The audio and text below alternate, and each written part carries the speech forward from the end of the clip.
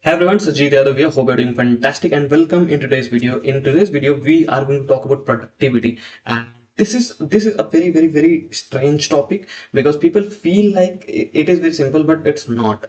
And I'm going to explain you step by step everything that why it's so strange, why it becomes so hard for people that they do everything. They work 20 hours a day. Sometimes they do 16, 18 hours a day, but they are not still productive. And it happens with me also. So most people think like productivity is all about ticking the boxes, or like they read all the books, they watch all the productivity videos online, they listen to all productivity gurus. Literally, they do everything except the painful work. And watching productivity content sometimes feel like, yeah, we are productive, we are doing some work, and sometimes we get satisfaction by reading some books and watching some courses, watching some blogs, and we think at the end of the day, we think like, oh, we have done a lot of work. We have done a lot of work. I work 12 hours a day, and it's enough for day. It's enough for today. Let's jump on tomorrow. People think like this, but watching productivity content feels productive. It gives you a sense of satisfaction that you have done something today. But at the end of the day, when you track everything, you make no progress. And the same loop happen again and again and again, and it becomes a feedback loop. So in this video, I'm going to share you some principles, not strategies, not tactics. I'm going to share you some principles which I personally use to be productive. Actually, human beings has a very crazy belief that the more work they will do, the more productive they will become. Like it's called the quantity bias. So human beings have a quantity bias. Like if I give you two options, so the option one is I will give you 5 Coca-Cola bottles, and in option two I will give you only 2 Coca-Cola bottles. 99% of the people will choose 5 Coca-Cola bottles, but they forget that what if those 5 Coca-Cola bottles are only 500 ml, but these 2 Coca-Cola bottles could be 2 liters, and 2 is more than 5 because quantity is greater here. So people forget this stuff that quantity doesn't matter, output matters. People just focus on the shiny stuff. You will not get rewarded by the hours you put into work. You will get rewarded for the output that you bring into those hours. You will not get paid for your time. You will get paid for the value you bring in those time. So you have to understand it that the end output matters. It doesn't matter that you work 8 hours a day, 18 hours a day. It's all about how much output you bring into that time. So try to do less things as possible. Try to find those stuff which makes your boat go way faster than other people. And there is a powerful concept called convergent thinking. So in convergent thinking, we just try to remove the stuff from our life. We just try to remove a lot of stuff from our life, from our goals, from our like professional life. We just try to remove things. Do not think that how much task can I add in my schedule. Just try to think how much I can remove. This is the secret code. This is the cheat code to productivity. Just try to remove things from your life. Just try to remove things from your schedule. Just try to remove things from your daily routine. Just remove those. Simple. Number two is here, second order procrastination. And literally, this is something which I learned this year, and it actually blown my mind. Literally, second order procrastination is something which actually can blow your mind. So first order procrastination is when we avoid something by doing something else. Like in instead of creating this video, I go and watch a Netflix series. So it's called first order procrastination.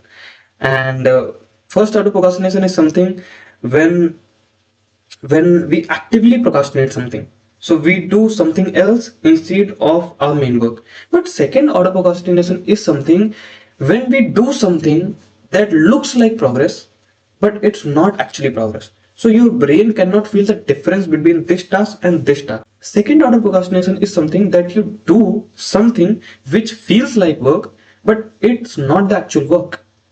There are a lot of people, maybe you can say 99% of the people, who are actually suffering from this second order procrastination. For example, you have to do sales. So watching a video on sales feels like, oh, I'm improving myself. Watching a course on sales feels like I'm improving my sales, but it's not.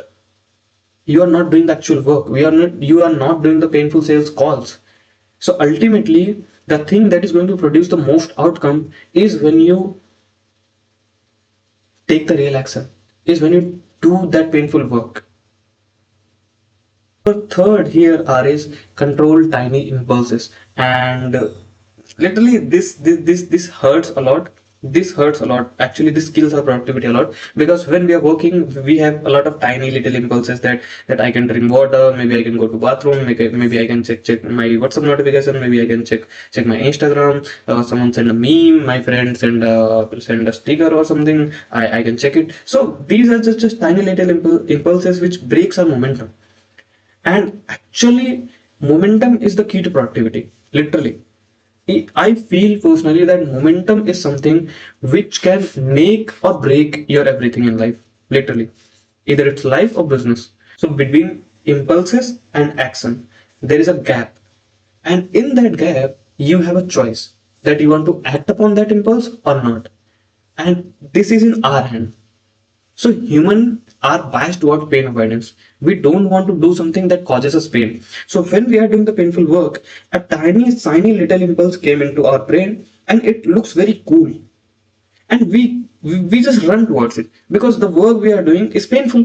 And we just want to run away from the pain. That's why we go towards that impulses. We go towards that craving. Just try not to respond, just try not to react on those impulses. Four here are is simplicity. So most people forgot this stuff because it's very simple, but actually the most successful people I have seen in my life are very simple. Literally, they don't follow complex routines, they don't run 10 kilometers a day, they don't journal for 3 hours in morning, they don't read 100 pages of book. Like they do, but they do it on the spare time. They don't just mess their everything in with work and life and fitness and everything. No, this is just try to keep things very simple. Literally, they try to keep things very simple. So there is a very famous analogy here. It's called systems thinking. So in a system, we have three things: input, process, output, and feedback. So when we are doing something on a consistent basis, you have to think in systems. So there are inputs, there are processes, and then you get an output. Inputs are your behaviors, your actions. Process is something when you take that action, it got processed into your brain, and output is something that you get at the end of the day. And then you take feedback, and this output feedbacks into your input. So this is something called systems thinking. And when we think in systems, we have to try to make this system as simple as we can. Because if this system is too hard to follow, your brain will not allow you to do this every single day.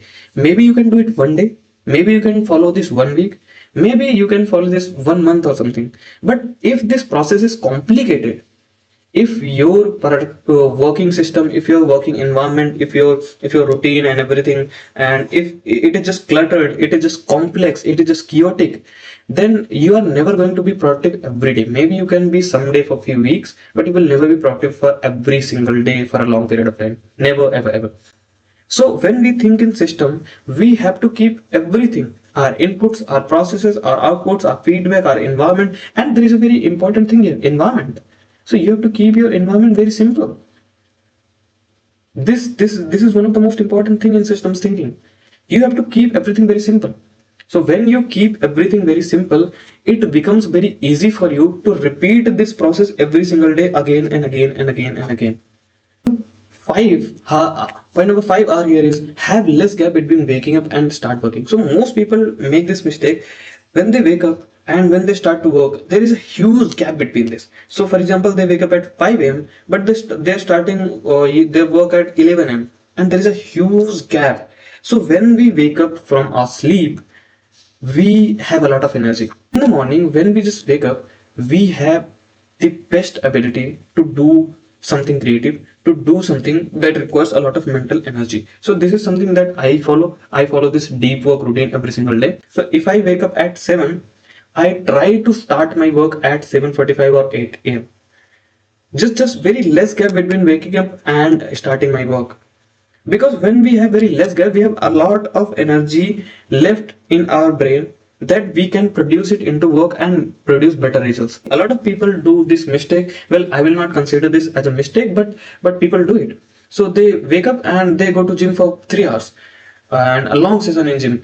It's good for your health, but it actually kills your productivity. You can do this in the evening, you can do this in later some days, or like night or evening, or 4 p.m. at the evening, but don't just do it on your deep work session.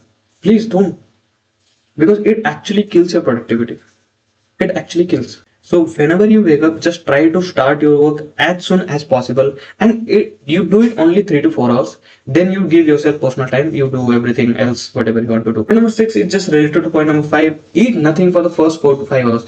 Try to eat no carbs in those 4 to 5 hours, because we need energy in our body, and carbs makes our body, carbs and sugar something, it makes our body feels lazy. So do not eat something, do not eat anything for the first 4 to 5 hours. It gives you a lot of energy to do actual work. So I'm not talking about physical work, I'm talking about mental work. You sit on your desk and you do some creative work, and it actually helps you a lot. So try to eat nothing on your deep work session, on your 4 to 5 hours of the session, when you wake up and when you are about to complete your deep work. Try to eat nothing between those periods, and especially avoid eating carbs. Avoid eating those things which makes your body lazy. And point number 7 is sleep to win. This is something Warren Buffett says, that rested mind yields better. So when you give your mind a lot of rest, I'm not talking about just giving your body a rest, I'm talking about giving your mind a good rest. So if you want to work 18 hours a day, you can do it. It's not a bad thing, you can do it, but the quality of work will suffer. And this is something that Warren Buffett said. He also used to do 18 hours a day thing. He sees like the quality of the work is suffering. The quality that he want to produce in those 18 hours was not that he wanted. When you give your mind a good rest, at least 7 to 8 hours of rest, it becomes charged up again. It gives you energy again, so that you can focus more and more on the creative stuff, so that you can focus more and more on that stuff which makes your boat go fast. Rest is a skill. In the same way that you need get good at working hard, you need to get good at resting hard. You can only work as hard as you can recover.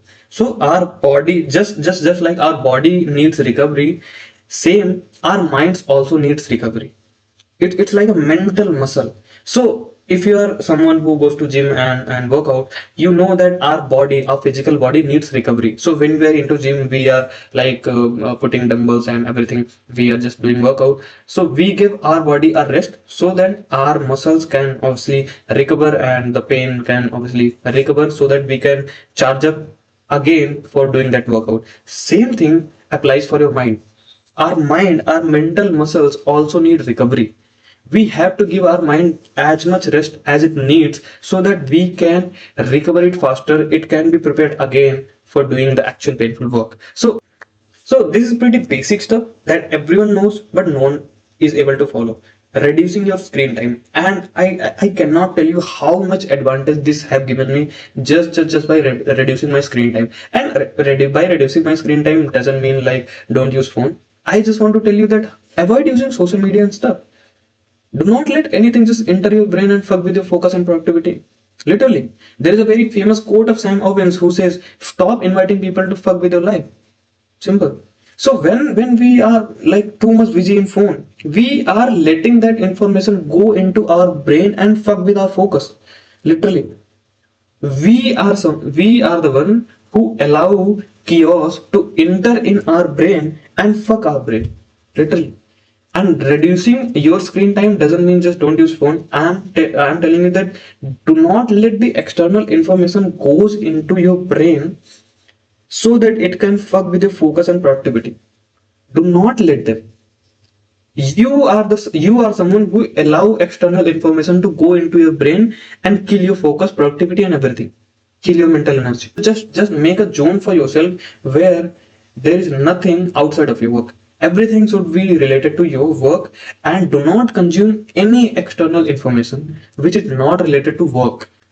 Point number 9 here is called decision fatigue. So fatigue is a psychological phenomenon where the quality of your decision making determines like after making a long series of choices. So like the more decision you make in your everyday life, the more mental energy you lose.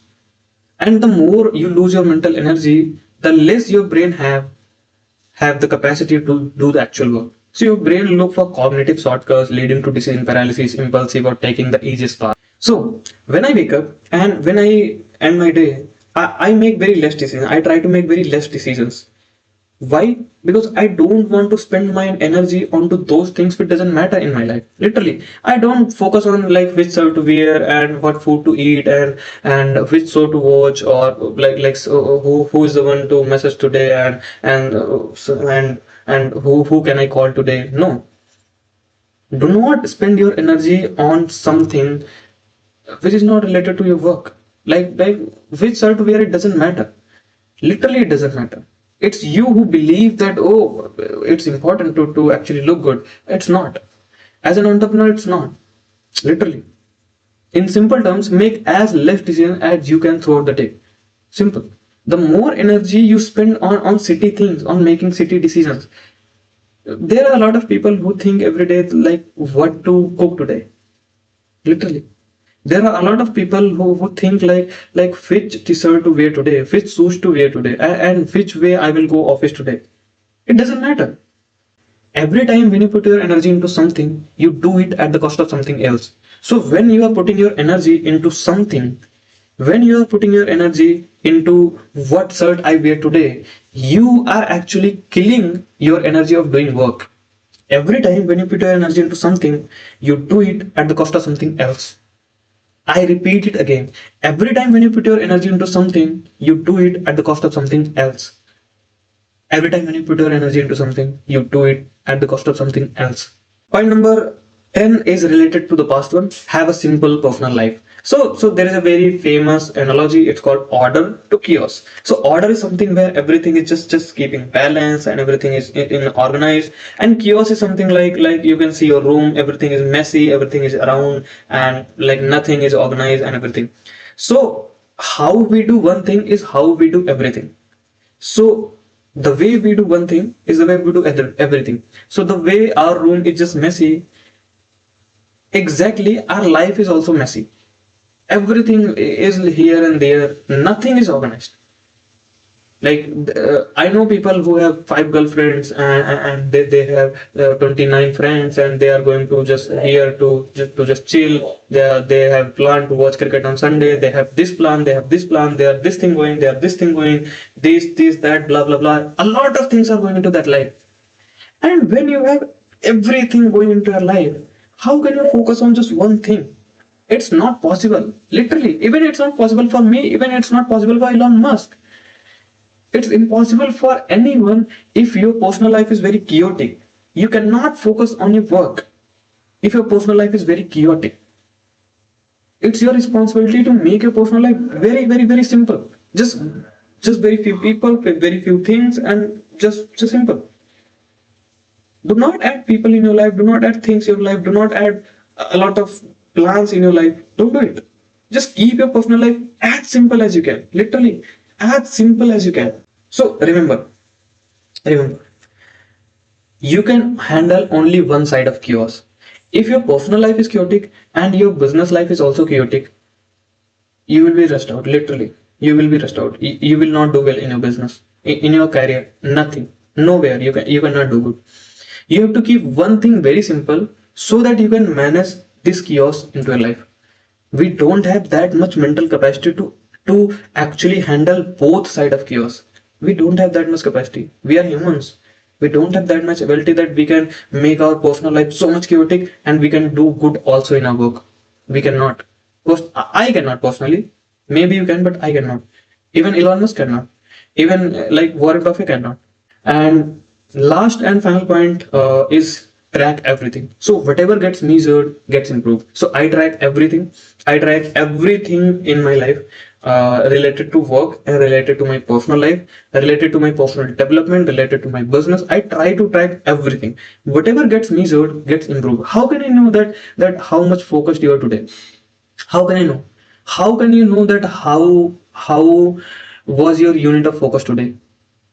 How can you know that what are your bad habits? How can you know that what are your character traits? How can you know that what are your current beliefs? How can you know?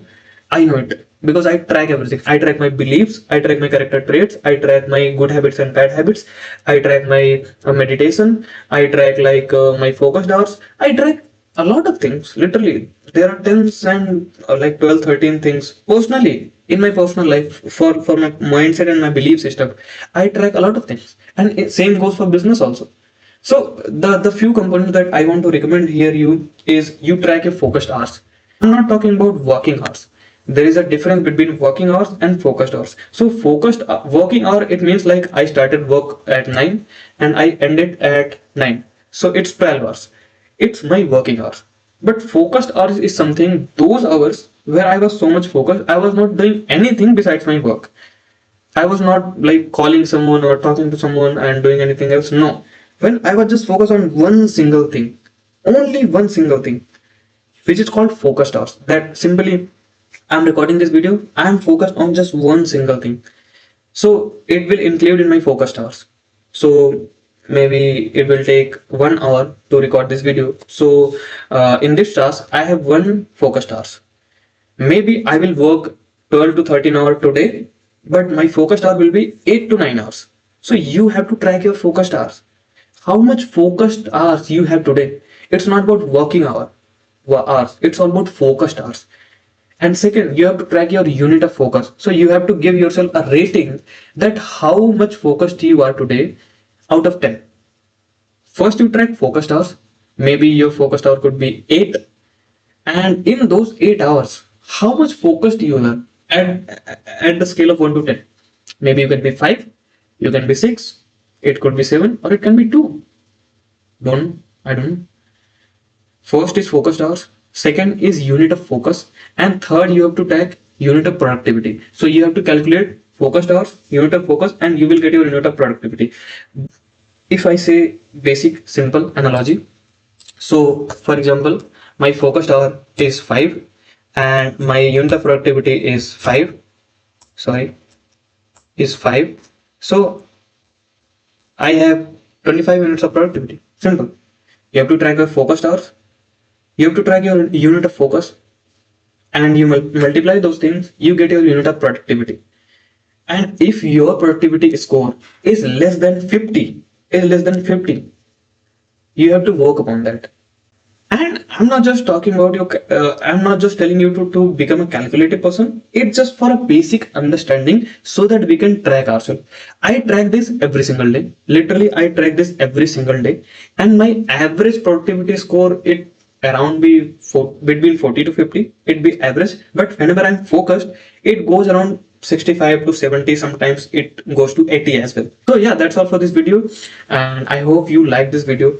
And if you like this video, then comment on the video, and you can just share your insight that what you learned from this video, and we will meet in one of our next videos. So thank you so much.